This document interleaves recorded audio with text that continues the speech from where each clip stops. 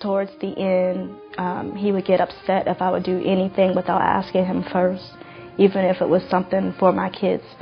Argue with me, scream at me in front of the kids and stuff, putting his foot in my face, throwing food at me, waking up with water being poured in my face. But when it was physical, it was like a war in the house. It was so dramatic and traumatic. The isolation for me was by far more difficult than the physical abuse. I no longer had that security that no matter what happens, my parents are going to be there for me, my family's going to be there for me. I had got beat up really bad with a coffee pot, and it broke. It became a weapon, and it was sharp edges, and he was pounding me in my head, and I was on the floor crying, stop, please, you're hurting me. And he was like, no, I'm gonna kill you, bitch, I'm gonna kill you. And I just remember getting real weak and like seeing my blood on the floor. And that's when I knew then that I had to go.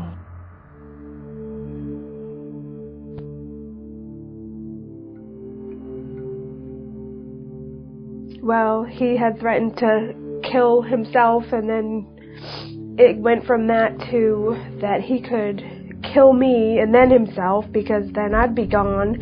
People say, well, why don't you just leave if you're not happy or whatever? And it's not that easy. I was facing, not having a place to live. I didn't have work. It was very complex. I didn't have any control of my finances. I didn't know how much money we had in the bank half the time. He paid all the bills. Almost everything was in his name. You are down to the point where you've lost everything. And then your self-esteem is like so shallow that you think less of yourself. I needed schooling. I needed housing. I needed clothes. I needed my kids. So I had to work. I had a lot that I had to correct in my life in order to get on my feet. I hid away in the streets for a few weeks, but then I came to the shelter. She would call me and see how I was doing. She put me in touch with an attorney that I could talk to if I had questions.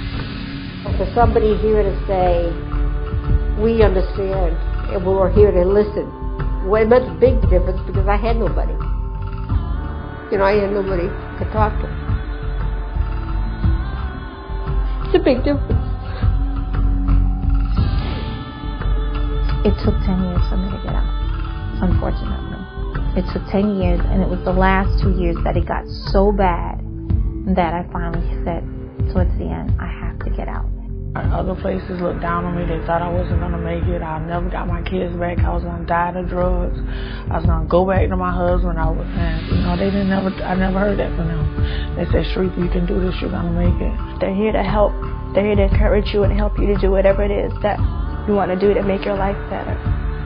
You're not the one that has to be embarrassed because you're not the abuser. You have to lift up your head and be strong. What they gave me was a chance.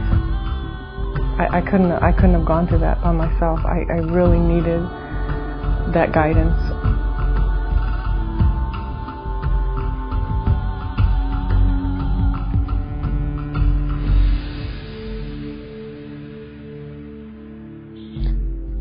It gave me the power to have my life back that I haven't had for a long time. And strength to know that somebody cares.